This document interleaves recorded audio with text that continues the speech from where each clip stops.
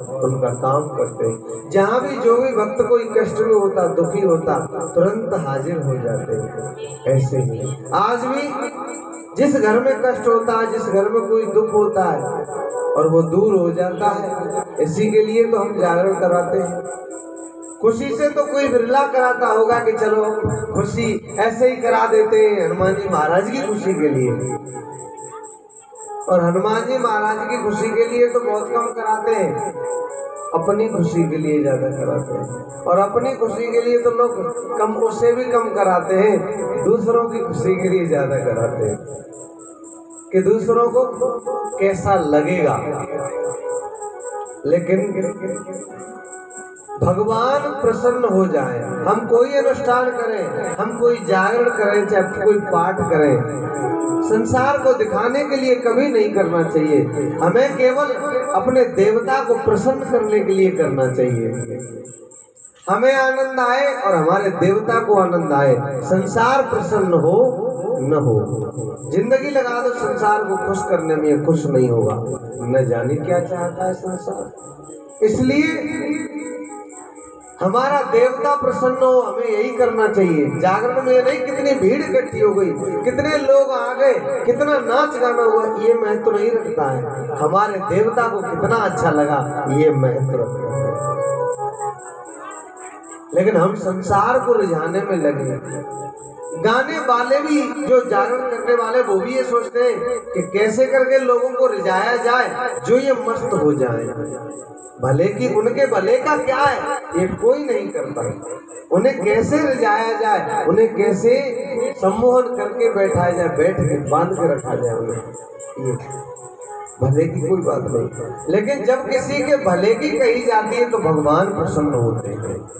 जब प्रभु की चर्चा होती है, जब हर का गुणगान होता है, उनके भक्त का गुणगान होता है, तो भगवान को आनंद आता है। और भगवान से किसी ने पूछा, नारद जी ने पूछा भगवान से, प्रभु आप कहाँ रहते हैं? तो भगवान ने कहा, ना हम वसाम वैकुंठे और योग नाम हृदय न चले।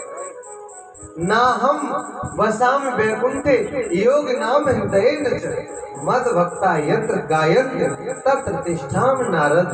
जहाँ हमारे भक्त हमें याद करते हैं, हमारी चर्चा करते हैं, हमारा गुणगान करते हैं, हम वहीं वास करते हैं।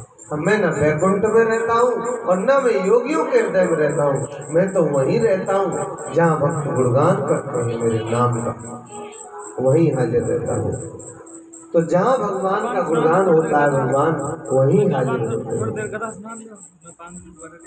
और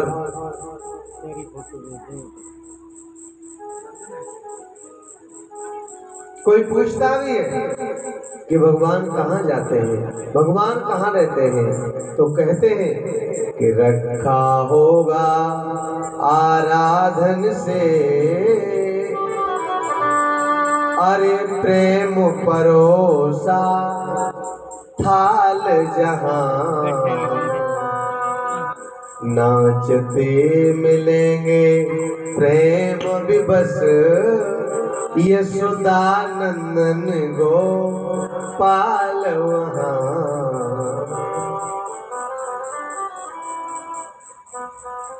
कीर्तन उनका होता होगा, होगी न कपट की चाल जहां।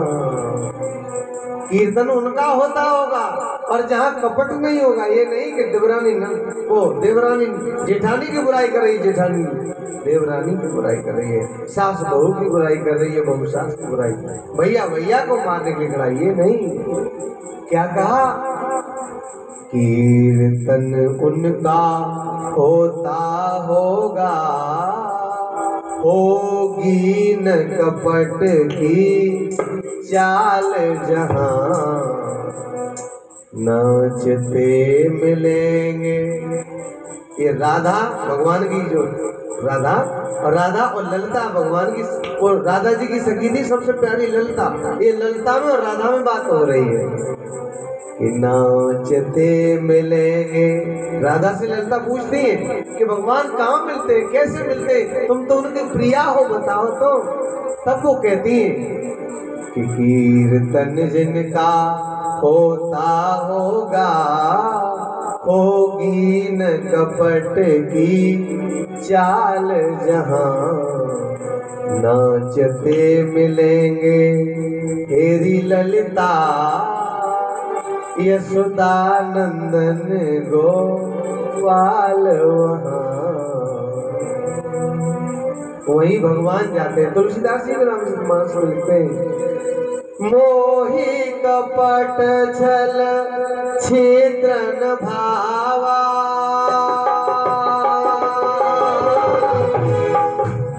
निर्मल जन निर्मल मन जन सो मोहि पावा। राम सिया राम जय जय राम, राम सिया राम जय जय राम।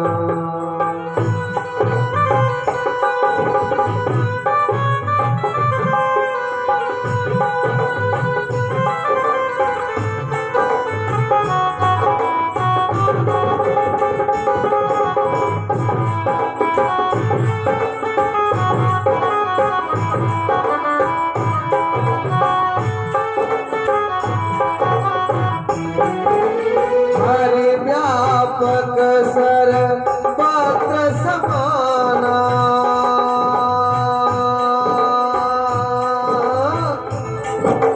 प्रेम से प्रकट होए में जाना। राम सिया राम जय जय राम, राम सिया राम जय जय राम। मोहित कपट छल छिद्र न भावा। भगवान कहते ये अच्छा नहीं लगता, तू भक्ति करे मेरी कपट से करे, छल से करे, और ये सोचे कि भगवान कहे। भगवान को भी हम कभी कभी रिस्क वो क्या भगवान से भी हम सौदा करते हैं, भगवान हे प्रभु हमारा ये काम हो जाए तो हम ये कर देंगे। तो भगवान से सौदेबाजी तो कर रहे हैं। तो भगवान यही तो कहते ये मुझे भाता नहीं है। मोह कपट छल, ये छल ही तो है। छिद्र न भावा, निर्मल मन जन, जन माने हम लोग, निर्मल मन जन सो मोह पावा। हर व्यापक सर्वत्र समाना, प्रेम से प्रकट होए में जाना। प्रेम से प्रकट होते हैं वो, ये छल कपट से नहीं, चाल फरेब से नहीं, किसी के साथ धोखाधड़ी। इससे भगवान कितने भी लोटे चढ़ा लो, कितने भी व्रत रख लो, कितने भी जागरण करा लो, उपवास कर लो, लेकिन ये नहीं गया मन से छल कपट धोखेबाजी देना, लोगों को चाल में फंसाना। अगर ये नहीं गया तो सोच लेना कि हम कहीं भी नहीं है, हम मार्ग पर चले ही नहीं, हम ये आए नहीं।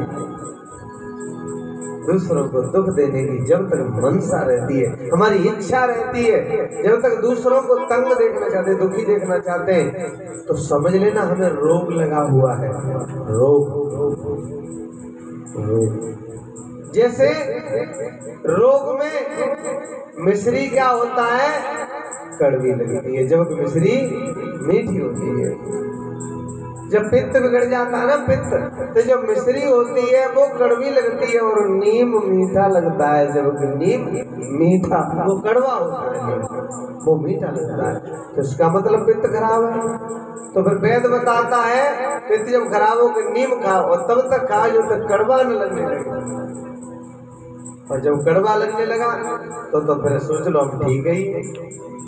ऐसे ही करके हमको रोग लगाया, दूसरे को नीचा दिखाने का ईर्ष्या द्वेष, ये हमारे अंदर भरा पड़ा, ये भगवान को पसंद नहीं है। बस तो जो इस मार्ग पर चले इसको छोड़ के तब चले, या इस मार्ग पर चल रहा है तो वो चौकसी करे कि क्या हम ये जो चल रहे हैं वो ठीक, ये जो कर रहे हैं वो ठीक है नहीं।